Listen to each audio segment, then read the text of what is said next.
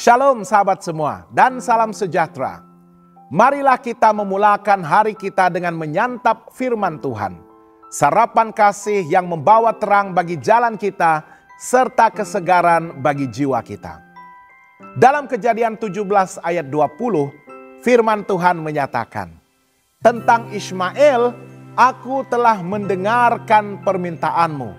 Ia akan kuberkati, kubuat beranak cucu dan sangat banyak. Ia akan memperanakkan 12 raja, dan aku akan membuatnya menjadi bangsa yang besar." Sahabat semua, kita membaca tentang perjanjian Tuhan dengan Abraham yang akan digenapi melalui Ishak. Ishak adalah anak yang akan lahir dari Sarah. Namun, di tengah janji besar ini, Tuhan tidak mengabaikan Ismail, anak Abraham dengan Hagar. Tuhan berkata kepada Abraham, "Aku telah mendengar engkau."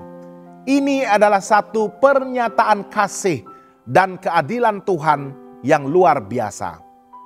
Ismail bukanlah anak perjanjian, tetapi tetap dikasihi.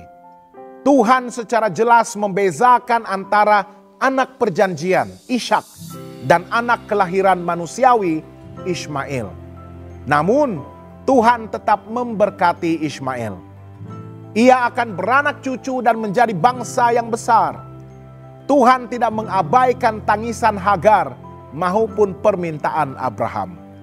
Ini menunjukkan bahwa Tuhan mengasihi semua umat manusia, bukan hanya yang berada dalam garis perjanjian.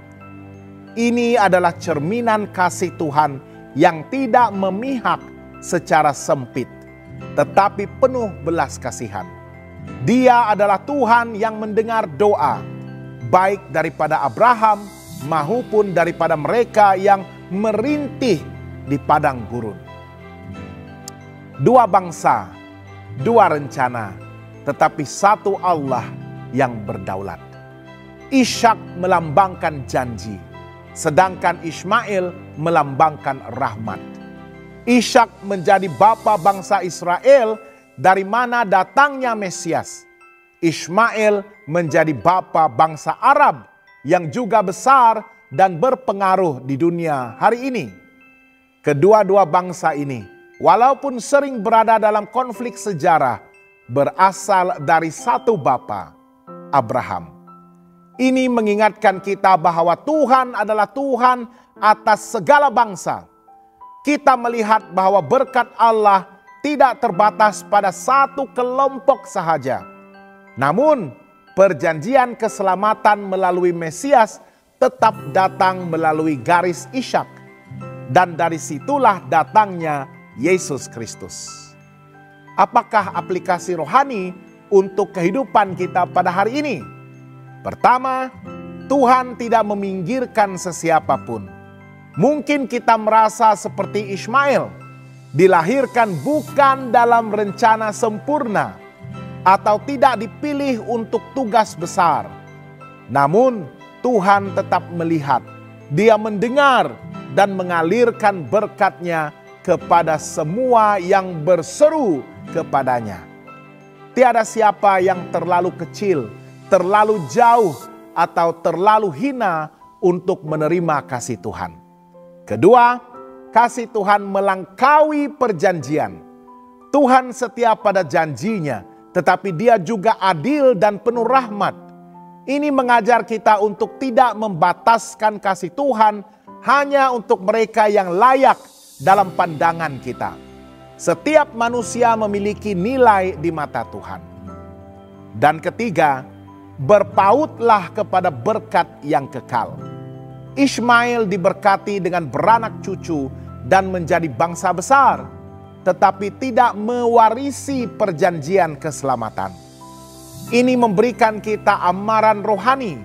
Jangan hanya mencari berkat duniawi, tetapi kejar juga janji kekal dalam Kristus. Kita harus memilih untuk hidup dalam garis perjanjian Tuhan. Bukan hanya puas dengan berkat biasa, tetapi hidup dalam janji keselamatan yang kekal. Sahabat yang dikasihi Tuhan, Kisah Ismail adalah bukti bahwa Tuhan tidak menutup telinganya kepada doa orang yang berharap kepadanya. Ia juga menunjukkan keadilan Tuhan yang tetap mengasihi dan memberkati, walaupun seseorang itu bukan dalam garis perjanjian utama. Kita dipanggil untuk melihat semua orang dengan kasih yang sama seperti Tuhan.